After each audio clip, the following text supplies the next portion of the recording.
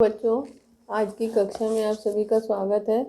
आज हम लोग वसंत भाग 3 का पाठ 7 क्या निराश हुआ जाए की पुनरावृत्ति करने के पश्चात पाठ के प्रश्नोत्तर लिखेंगे और उस पर चर्चा करेंगे। तो पाठ आपने जैसा कि पढ़ा कि लेखक भारत के भविष्य के प्रति आशान्वित हैं।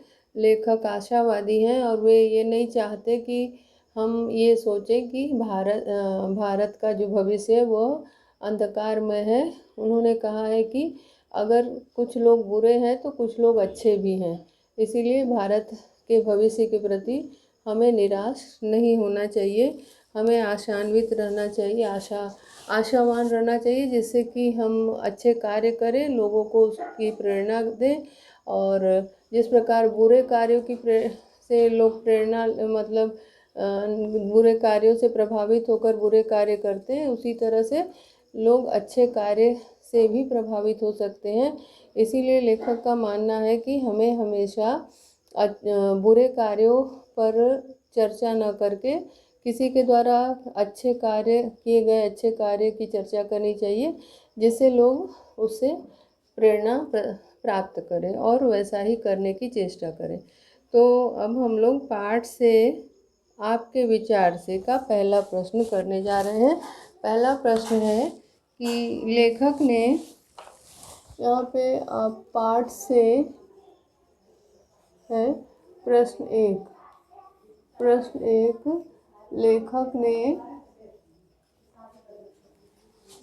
लेखक ने स्वीकार किया है कि लेखक ने स्वीकार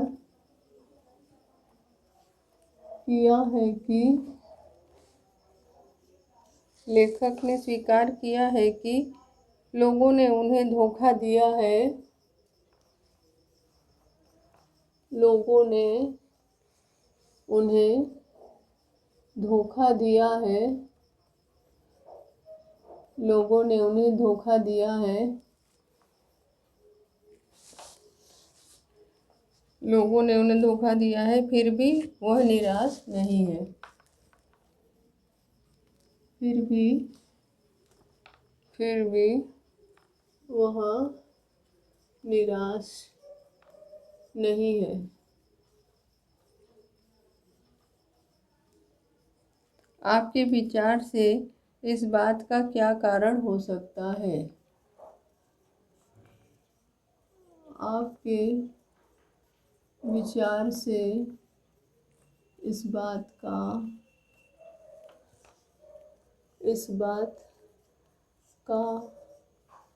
क्या कारण हो सकता है? ये है पहला प्रश्न, ठीक है।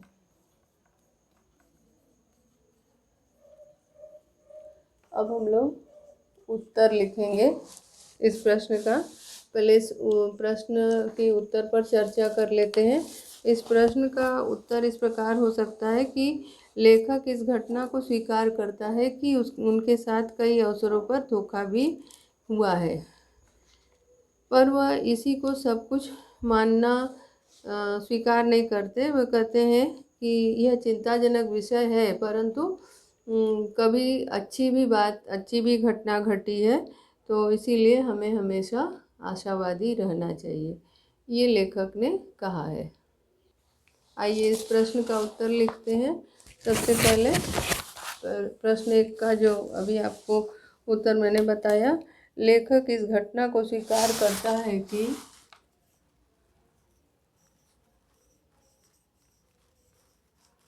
लेखक इस घटना को स्वीकार करता है कि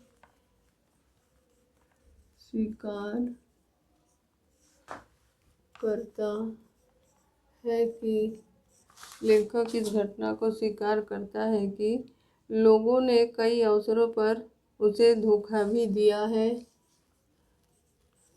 लोगों ने कई अवसरों पर उसे धोखा भी दिया है, धोखा भी दिया है। लेखक ने कई अवसरों पर उसे धोखा भी दिया है, पर वह इसी को सभी पर लागू नहीं करना चाहता। पर वह पर वह पर वह इसी को सभी पर लागू नहीं करना चाहता।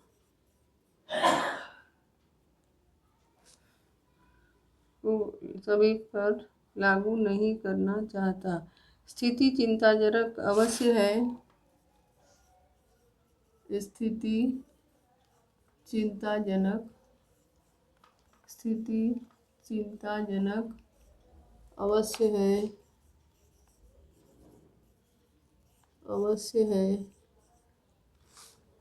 स्थिति चिंताजनक अवश्य है, पर वह इसी को सभी पर लागू स्थिति चिंताजनक अवश्य है, पर वह इसे सब कुछ नहीं मानता।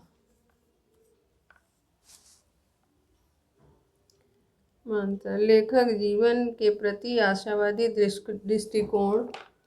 लेखक जीवन के प्रति आशावादी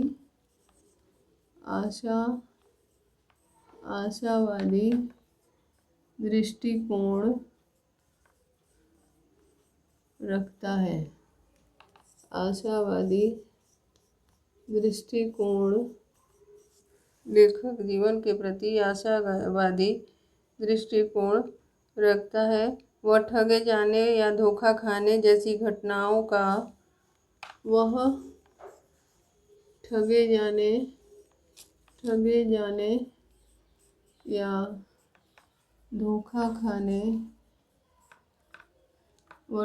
जाने या धोखा खाने जैसी घटनाओं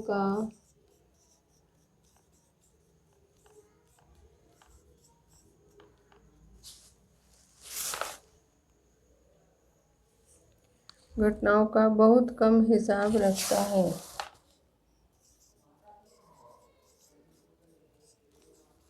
बहुत कम हिसाब रखता है।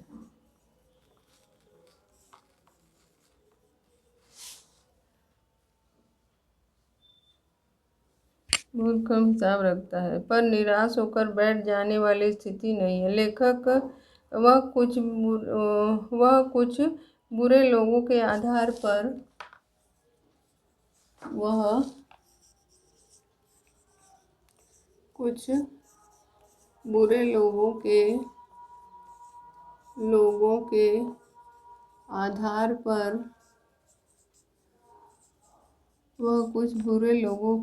के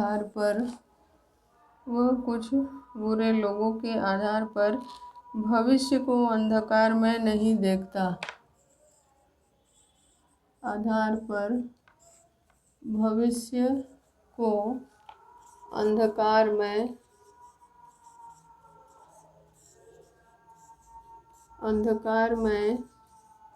नहीं देखता।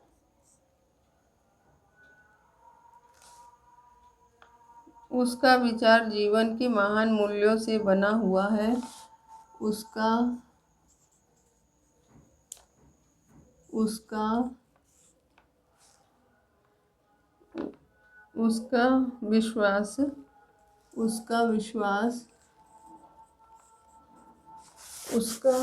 विश्वास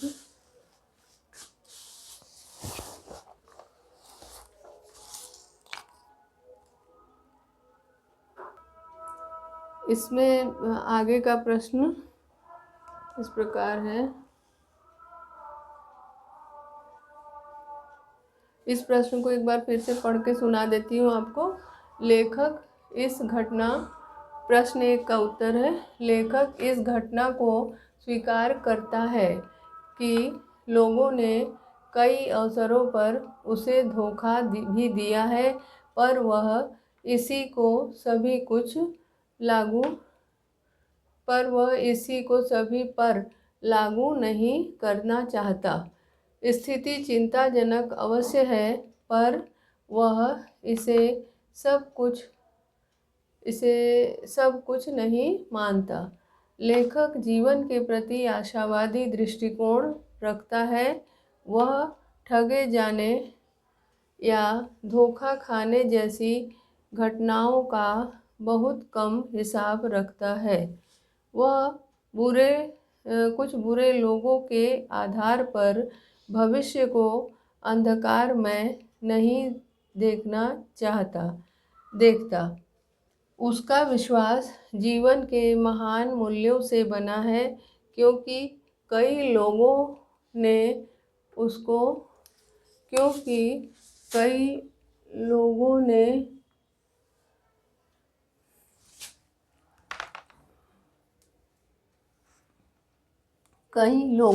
उसकी मदद की है। ये जो है पहले प्रश्न का उत्तर है। ठीक है, पहले प्रश्न के बाद अब द्वितीय प्रश्न जो है, द्वितीय प्रश्न में है कि समाचार पत्रों, पत्रिकाओं और टेलीविज़न पर आपने ऐसी अनेक घटनाएं देखी सुनी होंगी जिनमें लोगों ने बिना किसी लालच के दूसरों की सहायता की हो या ईमानदारी से काम किया हो। ऐसे समाचार तथा लेख एकत्रित करें और कम से कम 2 घटनाओं पर टिप्पणी करें। ये आपको स्वयं से करना है, खुद से करिएगा। ये आपके जानकारी में कोई 2 घटना जिसमें लोगों ने परोपकार किया है और आप उस घटना के जानते हैं, उसके बारे में आप अपने विचार व्यक्त करेंगे। ठीक है, उसके पश्चात अब हम लोग तीसरा प्रश्न करेंगे। तीसरे प्रश्न में पूछा है कि लेखक ने अपने जीवन की 2 घटनाओं में रेलवे के टिकट बाबू और बस कंडक्टर की अच्छाई और ईमानदारी की बात बताई है। आप भी अपने या अपने किसी परिचित के साथ हुई किसी घटना के बारे में बताइए जिसमें किसी के बिना किसी स्वार्थ की भलाई या ईमानदारी और अच्छाई के कार्य किए हैं। ये भी आप अपने अनुभव एवं कल्पना के आधार पर करेंगे। ये आपको खुद से करना है। और तीसरा प्रश्न, अब हम लोग अगला जो शीर्षक है पर्दाफाश, उसके प्रश्न करेंगे। तो इसमें पहला प्रश्न है कि दोषों का पर्दाफाश करना कब बुरा रूप हो सकता है। ठीक है, ये वाला प्रश्न अब हम लोग करते हैं। इसमें आप उत्तर लिख सकते हैं कि दोषों का ज़्यादा पर्दाफाश करना, दोषों का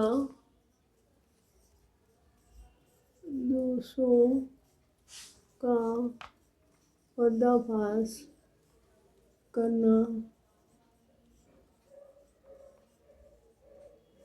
दोषों का पर्दाफाश करना तब बुरा रूप ले लेता है, तब बुरा रूप ले लेता है, तब बुरा रूप ले लेता है अगर सामने वाला व्यक्ति असामाजिक तत्व हो। अगर सामने वाला व्यक्ति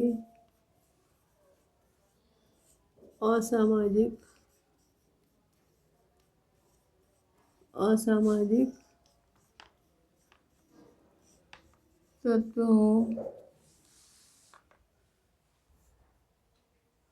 तो वह उग्र होकर उग्र रूप धारण कर हो तो वह उग्र रूप धारण कर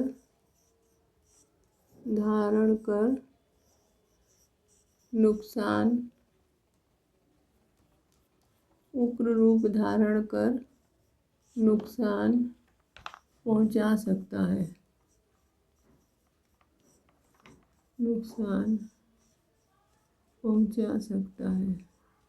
ठीक है, ये है आपका दूसरे प्रश्न का पर्दाफाश का पहला। अब हम लोग दूसरा प्रश्न करेंगे। आजकल के बहुत से समाचार पत्र या समाचार चैनल दोषों का पर्दाफाश कर रहे हैं। इस प्रकार के समाचारों और कार्यक्रमों की सार्थकता पर तर्क सहित विचार लिखिए। इसमें हम लोग इस प्रश्न का उत्तर करते हैं कि आजकल बहुत से प्रश्न दो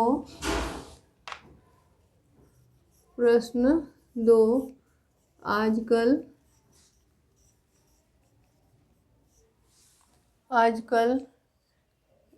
के बहुत से समाचार पत्र आजकल के बहुत से समाचार पत्र आजकल के बहुत से समाचार पत्र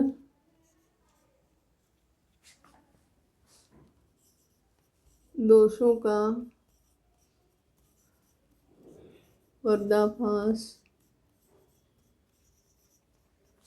आजकल के बहुत से समाचार पत्र समाचार पत्र या समाचार चैनल दोषों का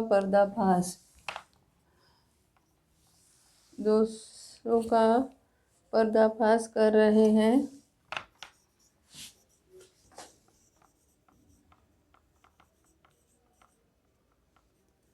इस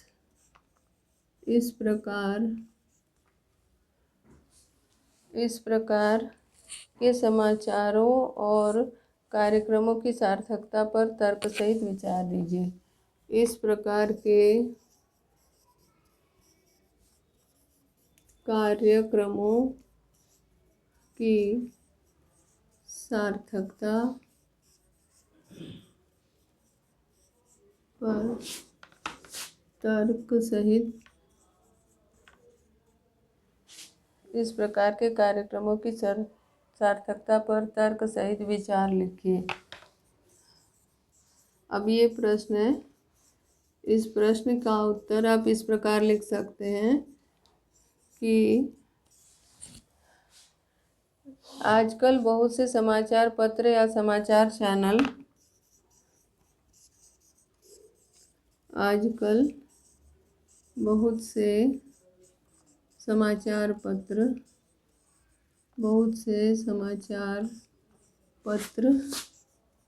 या समाचार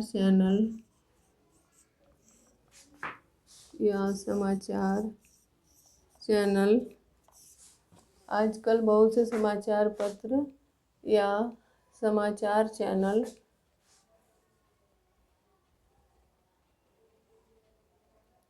दोषों का पर्दाफाश कर रहे हैं। दोषों का पर्दाफाश कर रहे हैं।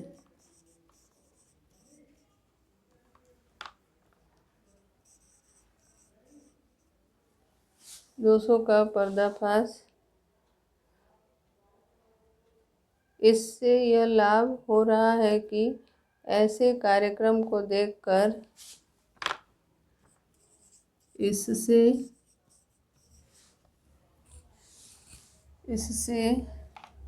यह लाभ हो रहा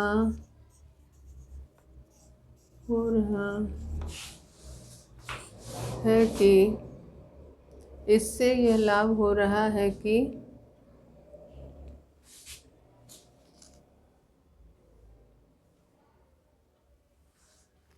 इससे यह लाभ हो रहा है कि लोग की लोग इस प्रकार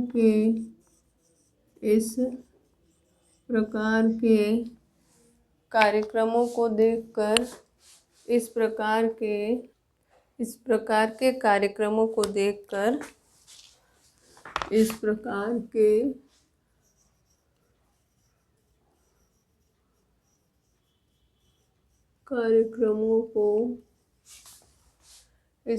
के कार्यक्रमों को देखकर आम जनता जागरूक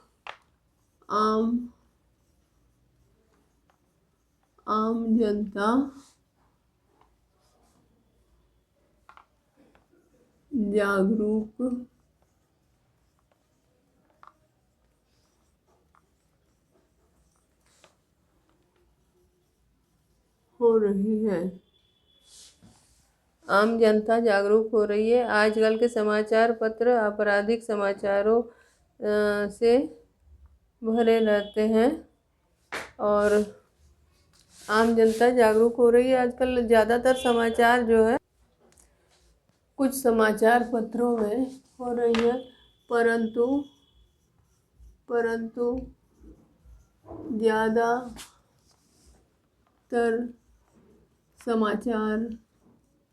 समाचार चोरी डकैती, खून आदि के समाचारों से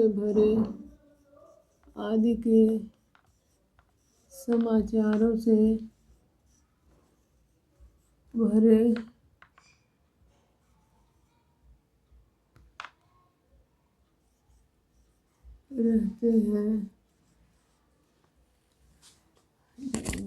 रहते हैं।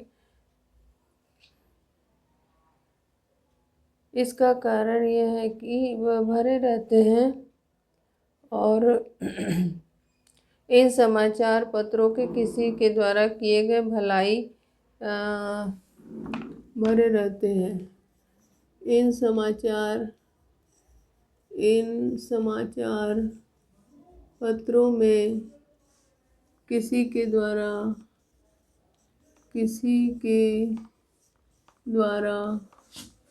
किए गए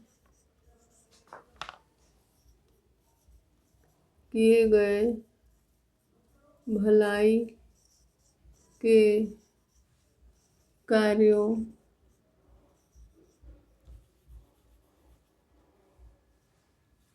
किसी के द्वारा किए गए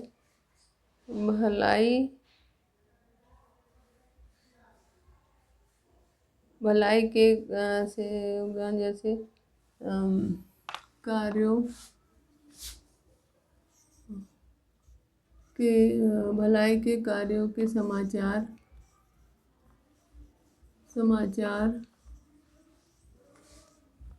कम होते हैं।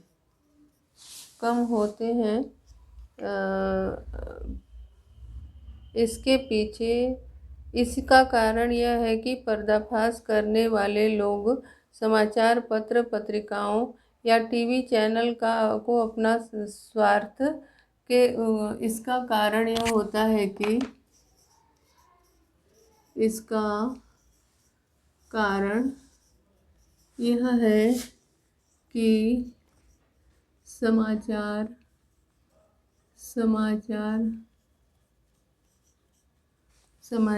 पत्रों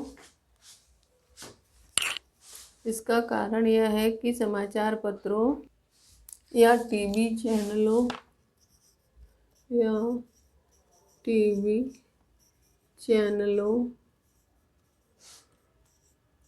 का अपना निजी स्वार्थ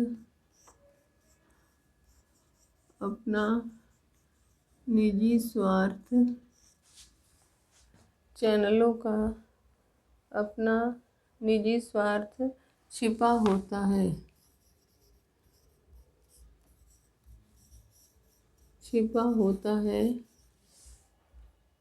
इसके पीछे धनोपार्जन या इसके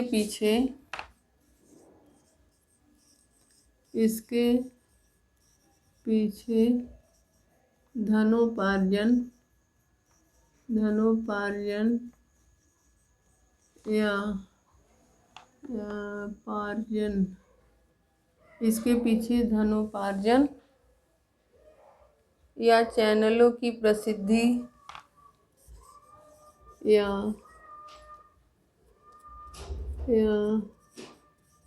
चैनलों की प्रसिद्धि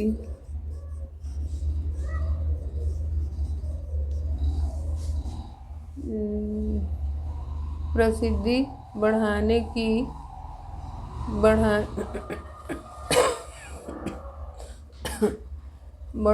की लालसा, प्रसिद्धि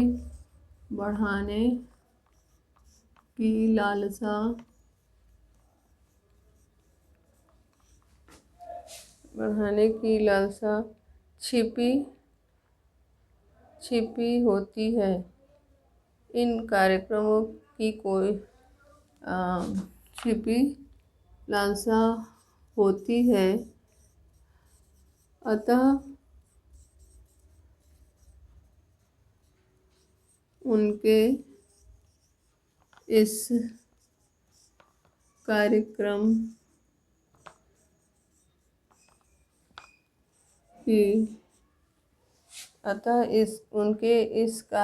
की कोई सार्थकता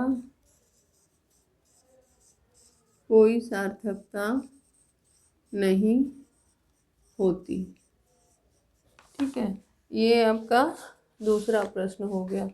अब हम लोग अगला प्रश्न है कारण बताइए, जिसमें ये कहा गया कि निम्नलिखित के संभावित परिणाम क्या क्या हो सकते हैं, आपस में चर्चा कीजिए।